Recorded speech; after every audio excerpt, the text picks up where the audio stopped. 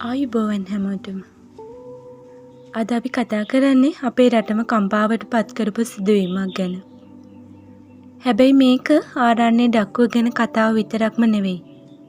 මේක ඔබේ සහ මගේ ජීවිතය ගැන කතාව.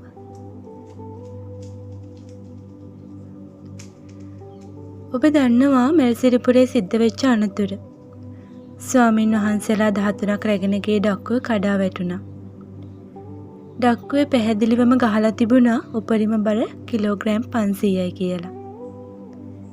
ඒත් එදා ඒකට දරා ගන්න උනේ ඊට වඩා දෙගුණයකට වැඩිය බරක්. කිලෝ 1000ක් විතර. ඔය වගේ වෙලාවක බර ගැන හිතපු නැති එකේ අවසාන ප්‍රතිඵලය තමයි මේක. මේක සරල ගණිතයක්. 500ට 1000ක් දැම්මම කඩා වැටෙනවාමයි. හැබැයි හිතවතුනි මේක නිකම්ම යකඩ කෑල්ලක් කඩා වැටුණු සිද්ධියක් නෙවෙයි. මේක අපේ ජීවිතයට තියෙන විශාලතම අනතුරු ඇඟවීම.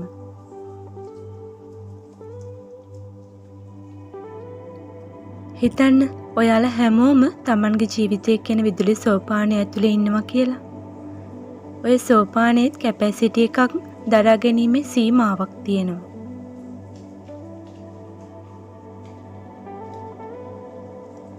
අපේ දවසට වැඩ කරන්න පුළුවන් වැඩ සීමාවක් තියෙනවා.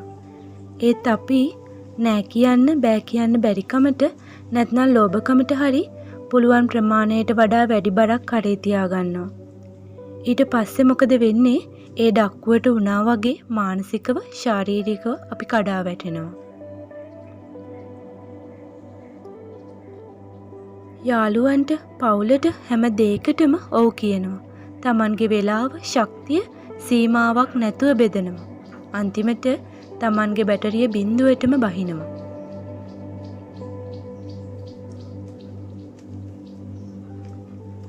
උපයන්න පුළුවන් සීමාවකට වඩා ගිහිල්ලා ණයට අරගෙන Tamanගේ ආර්ථික ජීවිතයේ කැපැසිටි එක බිඳ දානවා.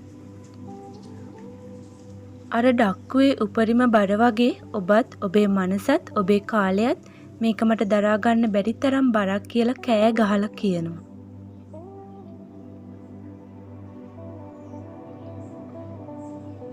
මේ හැම කඩාවැටීමක් පිටිපස්සේ තියෙන ප්‍රධානම සාධකය මොකද්ද දන්නවද? නොසැලකිලිමත්කම සහ අනවශ්‍ය හදිසිය. විදුලි සෝපානයට නැංගහම ෆුල් කියලා ලයිට් එක පත්තු වුණත් අපි හදිස්සියට අනිවාර්යෙන්ම එතනට රිංගනවා.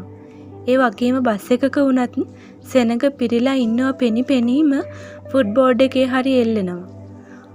අනේ ඊළඟ එක එනකම් ඉන්න වෙලාවක් නෑ කියලා හිතනවා. ජීවිතෙත් එහෙමයි. අපි ඉවසීමෙන් ඉන්නේ නැහැ. පොඩ්ඩක් ඉඳලා ඊළඟ අවස්ථාව එනකම් හිටියනම් අනතුරක් වෙන්නේ නැහැ. ඒත් අපි හිතනවා හැමදේම දැන්ම ඉක්මනින් වෙන්න ඕනේ කියලා. අර ඩක්කුවේ උනේත් ඒ හදිස්සිය. මතක තියාගන්න. සෝපානයේ කැපැසිටි පුවරුව තියෙන්නේ යකඩ කේබලය ආරක්ෂා කරන්න නෙවෙයි. අපේ ජීවිත ආරක්ෂා කරන්න.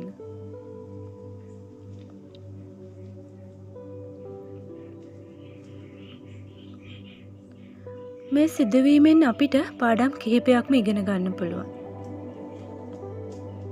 ඔබේ මානසික, ශාරීරික සහ ආර්ථික කැපැසිටි එකට ගරු කරන්න. මට මේක දරා ගන්න බැහැ කියලා හිතෙනවා නම් නෑ බෑ කියන්නට බය වෙන්න එපා. ඕනවට වඩා බරක් දාගත්තොත් වෙන්නේ විනාශයක් විතරයි. සෝපානයේ ෆුල් නම් ඊළඟ වාරේ එනකම් ඉන්න. බස් එකේ සෙනඟ පිරීලා නම් ඊළඟ බස් එක එනකල් ඉන්න. ඒ වගේම වැඩක් කරලා ඉවර කරන්න බැරි නම් හදිස්සි වෙන්නේ නැතුව කාලය අරගෙන කරන්න. හදිස්සියේ ගත තීරණ වලට වඩා ඉවසීමෙන් ගත තීරණ ජීවිතේ ස්ථාවර කරනවා.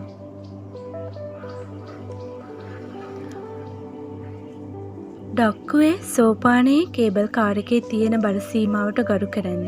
මේවා ලිහිල් නීති නෙවෙයි. ජීවිතය ආරක්ෂා කරන රතු ඉරි. අපේ ජීවිත කියන වටිනා සෝපානය අනවශ්‍ය බරකින් ආරක්ෂා කරගන්න.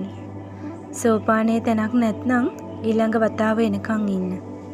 වැඩක් ඉවර කරන්න බැරි නම් හදිසි නොවී කාලය කළමනාකරණය කරලා අංග සම්පූර්ණව කරන්න. හදිස්සියෙන් ගිලන් වූ ජීවිතයකට වඩා සෙමෙන් ගොඩනැගු සාර්ථකත්වය වටිනවා.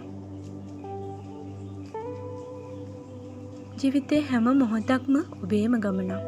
ඒ ගමන සාර්ථක කරගන්න අවශ්‍ය ශක්තිය ඔයාගේ ඇතුළෙම තියෙනවා. අපිත් එක්ක එකතු වෙලා ඔයාගේ ශක්තිය හොයාගමු. ජීවිතය ගැන කතා කරන්න තවත් ලස්සන දවසකින් හමු වෙමු. පරිස්සමින් සතුටින් ඉන්න.